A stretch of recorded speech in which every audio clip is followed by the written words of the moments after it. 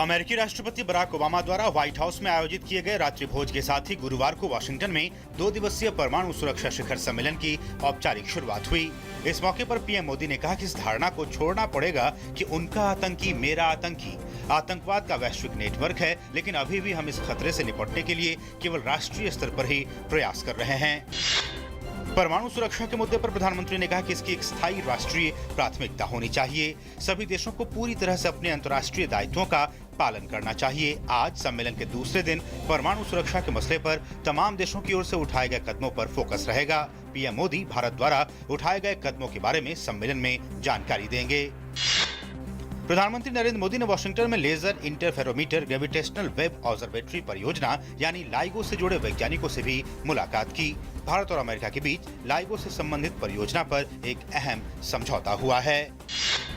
PDP नेता महबूबा मुफ्ती 4 अप्रैल को जम्मू कश्मीर के मुख्यमंत्री पद की शपथ लेंगी। वो राज्य की पहली और देश की पहली मुस्लिम महिला मुख्यमंत्री होंगी।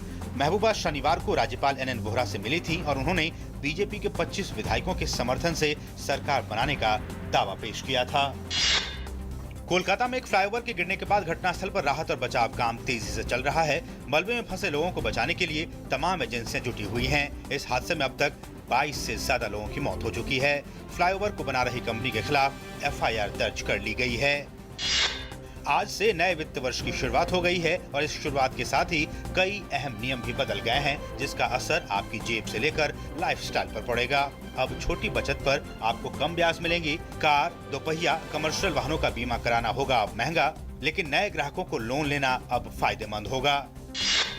आज शुरुआती कारोबार के दौरान सेंसेक्स में गिरावट का रुख रहा और ये लगभग 70 अंक गिरकर 25,272 अंक पर आ गया। वहीं निफ्टी में भी गिरावट का रुख रहा और ये 29 अंक गिरकर 7,709 अंक पर पहुंच गया। आज से प्रधानमंत्री फसल बीमा योजना को मिशन मोड में लागू किया जा रहा है। प्राकृतिक आपदाओं की मार झेल रहे किसानों को सहायता देने के लिए इस ऐतिहासिक योजना की शुरुआत की गई है। सरकार की कोशिश है कि ज्यादा से ज्यादा किसानों को इसके दायरे में लाया जा सके। टाटा स्टील ने घाटे में चल रही यूरोपीय इकाई को बेचने का फैसला किया है। इस कदम से ब्रिटेन स्थित कंपनी के 17,000 कर्मचारियों और वहां की सरकार में हड़कंप मच गया है। यूरोपीय इकाई कोरस है, जिसे साल 2006 में खरीदकर टाटा रातों रात दुनिया की 5वीं सबसे बड़ी स्टील कंपनी बन गई थी। महाराष्ट्र में आज से प्लास्टिक की बोतल में शराब की बिक्री पर पाबंदी लगा दी गई है। इससे होने वाले नुकसान के चलते ये पाबंदी लगाई गई है। देसी हो या विदेशी, अब प्लास्टिक की बोतलों में नहीं बेचा जा सकेगा शराब। बिहार के गांव आज से शराब मुक्त हो जाएंगे। अब गांव में कहीं भी देसी, मसालेदार और विदेशी शराब की दुकानें या उत्पादन करने वाली भट्टियां नजर नहीं आएंगी। राज्य सरकार की घोषणा के बाद पटना, औरंगाबाद, गया और मुजफ्फरपुर समेत अन्य जिलों में तमाम तरह की शराब को नष्ट करने का राज्यव्यापी अभियान शुरू हो गया है।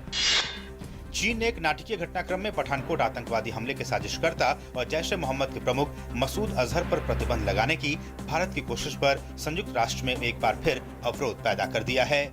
चीन ने संयुक्त राष्ट्र की समिति से अनुरोध किया है कि इसे रोका जाए। ये समिति पाकिस्तान के आतंकी संगठन जैश-ए-मोहम्मद के प्रमुख पर पाबंदी पर विचार कर रही है। मानवाधिकार संस्था एमनेस्टी इंटरनेशनल ने कहा है कि तुर्की ने जनवरी के मध्य से अब तक सैकड़ों सीरियाई शरणार्थियों को जबरन उनके देश वापस भेज दिया है। एमनेस्टी ने कहा है कि तुर्की का ये कदम तुर्क और यूरोपीय संघ के बीच हुए समझौते में मौजूद घातक खामियां उजागर करता है। राष्ट्रीय स्वयंसेवक संघ के संस्थापक डॉक्टर हेडगेवार की आज 127वीं जयंती है। महाराष्ट्र में जन्मे डॉक्टर हेडगेवार ने विजयादशमी के दिन साल 1925 में नागपुर में RSS की स्थापना की थी। आज उनके जन्मदिन पर कृतज्ञ राष्ट्र इस महान देशभक्त और समाज सेवक को याद कर रहा है। ICC T20 वर्ल्ड कप 2016 का फाइनल वेस्टइंडीज और इंग्लैंड के बीच खेला जाएगा। वेस्टइंडीज ने गुरुवार को खेले गए दूसरे सेमीफाइनल में मेजबान भारत को 7 विकेट से हराकर कोलकाता में रविवार को होने वाले खिताबी मुकाबले में प्रवेश कर लिया है।